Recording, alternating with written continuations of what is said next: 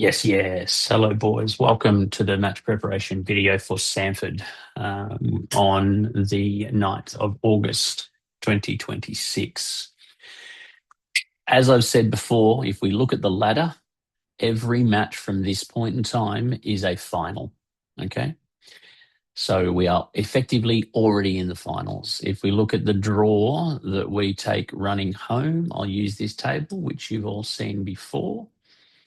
We play Samford, Coomera, Lions, and North Lakes as our final four fixtures. This means that we have the opportunity to push up the ladder, but there's also the risk that we could fall down the ladder. I'm not particularly worried about falling down the ladder because we will play Coomera at Coomera in round 25, which is next week, and that will be where we decide who plays, who finishes in fourth. Because whilst Coomera do have Ipswich after us, they finish with Lions, and that's not a fixture that is likely to be favourable for them. So this is nothing short of a final, and it will be played at our home ground. I believe we'll have Cooper, who's the same match official that we had last night. He's a really good match official. He keeps a lid on the game. So we won't, as best as I can tell, have to worry about the official who basically let Samford go run roughshod and kick lumps out of absolutely everybody, which is good. So we get a proper game of football, and within a proper game of football, I fancy our chances. So our goal will remain the same. We're working hard developing our style of play. So we retain the ball across multiple phases and we move the opposition around. If we can't go through them on one side, then we can switch to the other side and try to go around them on that side. If we can't go through that side, then we can go back, or we may well find space in the middle.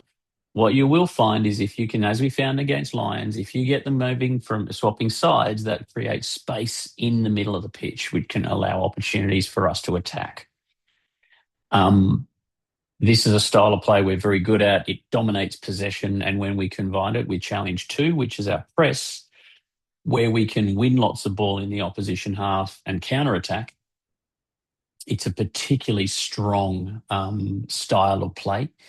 Particularly if we retain the ball, it reduces the impact of the opposition's physicality, because if they can't get close enough to kick you or foul, then they're not going to be able to kick you or foul. And then finally, challenge 1 is, can we create good quality opportunities and finish them? Against Lions, we created very good opportunities. We just didn't finish them.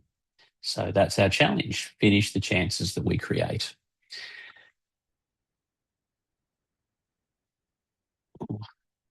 Gosh, got to find my next style. We've played Samford a couple of times, so we're quite familiar with them. We know that they will be physical. So the most important thing, what is prerequisite for this game, is we've got to stand up physically. Having said that, it doesn't need to be unnecessarily physical, but we do need to stand up physically. If we move the ball and we play our passing game, then that's going to wear them down, and it's going to reduce the opportunities for them to engage in foul play. So that is our approach. But there will be times where we need to stand up physically, not to get involved in trench warfare, or allow the game to descend into a kick fest, which I believe is their preferred style, but to use the ball and to stand up, and just stand up and hold our ground. That's what we have to do physically. We need to earn the right to dominate the pitch, and we do that by asserting ourselves physically. As has been the case in the past, I expect their centre-backs to split, which is going to mean that our man-for-man press in their own half is going to be important, because it will make it difficult for them to play through us and attack. And they tend to do that with a direct ball. To me, Samford they're a very physical team, and they're a very direct team. So we need to be prepared for that. Having said that, I'm very confident in our back four. We have Zach Mason back. We're without Francis, and that's not ideal, but we will have Max and we will have Zach with us. So we'll have a very strong back four, and they will be screened by Ollie.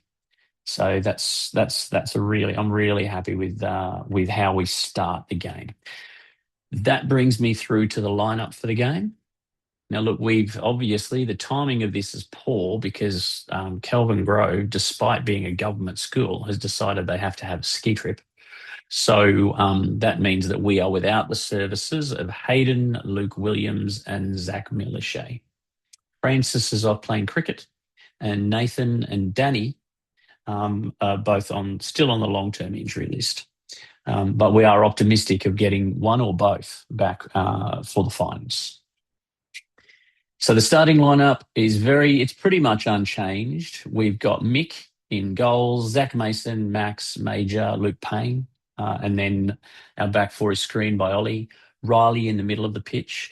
Now, the front four we can use a little bit fluidly. I put Isaac on the left hand side, but we could just as easily shuffle that around because I love the chaos Isaac brings when I put him at striker. Benji, I think what will have to happen with this group is that top four is going to have to play as a bit of a unit. Okay, but we've got plenty of capacity in there. I know that we will be being joined by Jack Hobbs, and we will have Matt.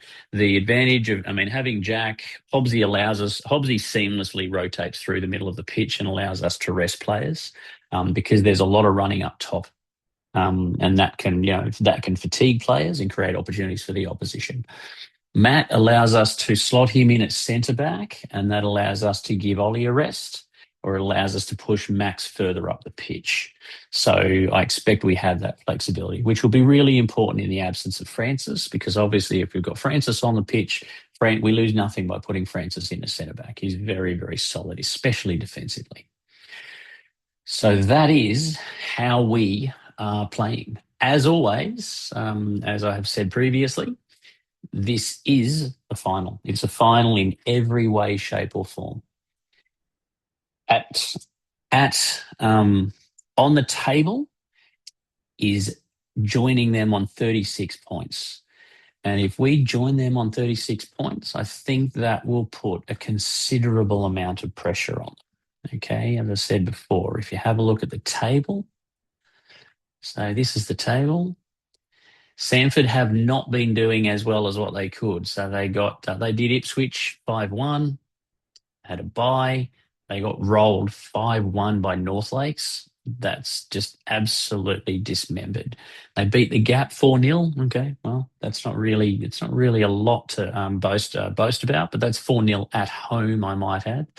The 5-1 was away to Samford, and I'm pretty sure the Ipswich result was once again at home.